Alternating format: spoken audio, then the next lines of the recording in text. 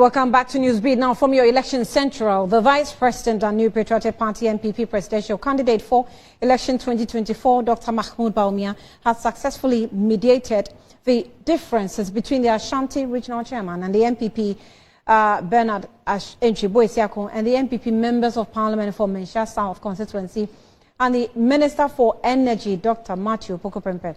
The long-standing issues between Wontumi and Napo within the NPP in the Ashanti region, including disagreements over the various party matters and Napo potential nomination as Bawumia's running mate for the December 2024 elections, have been resolved. All right, we'll bring you the details subsequently, but joining me now is political analyst Dr. Jonathan Asante-Okyere for more on this. Doc, thank you for your time. You're welcome to Newsbeat. Thank you. Right, so it's a move in the right direction, right, to settle the disputes, the seeming disputes between the Ashanti Regional Chairman and the potential running mate of Dr. Bawumia, Matthew Opoku Prempeh, in that person, right? Yeah, certainly. Let me say good afternoon to your viewers. It is in order that they will have to settle that. I don't know if it was on Metro. I said that because of the deep-seated, conflict and dispute between the two of them, that's the more reason why, if indeed Dr. Bawumia wanted Dr. Opoku, Dr. Prempeh to be his running mate, he should have done that a little earlier, so that those, bickering between these two and their factions, they will be able to sit down as early as possible and resolve those internal, bickering. If you don't do that and you take it a little further within the period of the elections or the year of the elections, it will affect, the stability of his campaign, the stability of the party, and especially the stronghold of the party. But, well, the story we're getting from the NPP is that the dispute between these two have been settled. As to how it was settled, or hearing from either of the parties or the quarters, we don't know yet. Is it something that we should take it hook, line, and sinker that indeed it has been settled? Well, it cannot only be accepted by just the word of mouth. It should be backed by deed.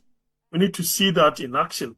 And for the optics and for the grassroots of the two support base, there is a need for us to see something tangible, something physical, that purports to suggest that they have indeed, buried the hatchet. If, there is a bit of some red herring somewhere that we might not know, how will it or how can it affect the party's chances in 2024? Because when you go into the Ashanti region, the chairman himself in the person of Wontumi is also having a few, some members of the party are disgruntled by the way he's leading the party in the region. Well, they should have noticed that before giving him, the second opportunity to be the chairman, the regional chairman for that matter. If you look at the kinds of debt surrounding him, so to speak, in terms of illegal mining and other things, the buga type of politics, the uncouth way, but he also has a very interesting way of energizing the grassroots. And that particular characteristic seemed to also be likened to Dr. Opoku Prempeh. And so I believe that that's the more reason why they still voted for him, apart from the fact that delegates like money. Of course, they are going to collect the money. Those are the largesse that come with being a delegate. Other than that, he has a very interesting way, of re-energizing the grassroots. And as of now, he is an ardent supporter of Dr. Bawumia and that of the president. And so he really has a lot of clout, behind him as far as that particular region, Ashanti region, is concerned. And that happens to be the homebred of the NPP. And so you just cannot do without him. He is an important part of the equation. And so in as much as he exudes this kind of negativism, sometimes he has a very interesting way, of garnering the people, gathering them, garnering their support base, and to ensure that, the NPP gets the numbers that they need. With respect to the division between the two of them, I think it is public knowledge. So I don't know how they are going to solve that particular thing, but it appears to be a little more personal. And Wontumi is the outburster. He is the extrovert type. Yeah. He just does not hide anything. And his educational background is not to the level where you can say that he can bottle up certain things within him. He doesn't really care going out there on a vituperation. And that is something that, the party will also have to find a way of dealing with. I really pity Dr. Bawumia. Because if you listen to what others have said, it has not in any way made Dr. Opoku Prempeh the ideal candidate. And having also read what Mr. Fenyomakin, put out there, that the majority caucus are solidly, I don't know when they did the meeting, and how come when he was meeting the vice president, the other members of the majority were not there, and even some selected members of the majority, so to speak, the elderly among them, could go out there and then, give the backing to Dr. Bawumia with respect to Napo's nomination. But politics as usual, in all of this, they will never see what they are doing to be wrong until they've lost the elections. So I mean, I wanted to pick your mind before I let you go in terms of what you think Opoku Prempeh will be, adding to the ticket. Already, executive has received a name. Like you made reference to the legislature meeting, the majority side. You've also pointed out how some of the members of the majority side were not a part of the meeting. But the headline is that the majority side have accepted Opoku Prempeh. Well, that is quite strange. Maybe quite a number of the majority have accepted that particular nomination. So they can go out there. After all, democracy is about majoritarian rule. And so they would have gone out there and for the optics say that is what the majority is saying. It will only take a few of them who feel reluctant of that particular nomination to still come out. But for the sake of the unity of the party, and then for the optics and the future, chances of the party as far as 2024 elections, they may decide to keep mute. But of course, they know very well that is not their preference. What does he bring on board? The first part of your question.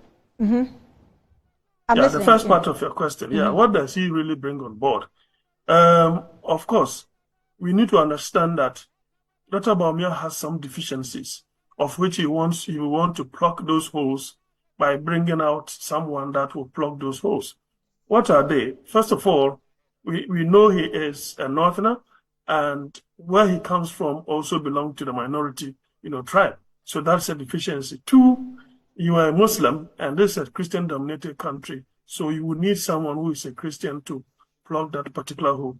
Three, in terms of the numbers, they want the Ashanti vote to be that kind of en bloc.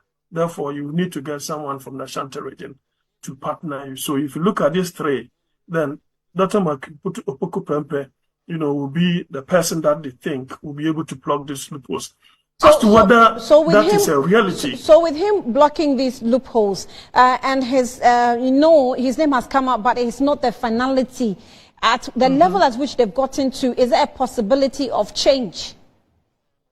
Well, that would be a political disaster. I don't see that happening. Okay. Unless the nominee himself decides that enough of the controversies. Okay. I don't want to be the one, destroying the future of the party. Therefore, I'm opting out. Perhaps by saying that I'm doing that on held grounds. That is it. Right. But to end with the other question that I was answering, the point is that he may have this particular clout within the party. But the point is, what about outside the party? Does he have what it takes to get the unaligned, the undecided, the floating voters, to be on board of the NPP? That is a question that those who nominated him Dr. Bawumia, who nominated in consultation with whoever that he did the consultation with, ought to have considered. Right. Because if you asked me, if you compare the two with himself and that of Professor Nanejin Opoku, she appears more refined. The gender effect is there. And we have not seen or heard her speak in a very vile manner to the people of Ghana. So, and the two parties, their support base can never win you an outright election. Right. You need those millions of people who out there are not members of any political party to decide who wins the elections. Right. Dr. Jonathan Asante Ocho, I'm grateful for speaking to us here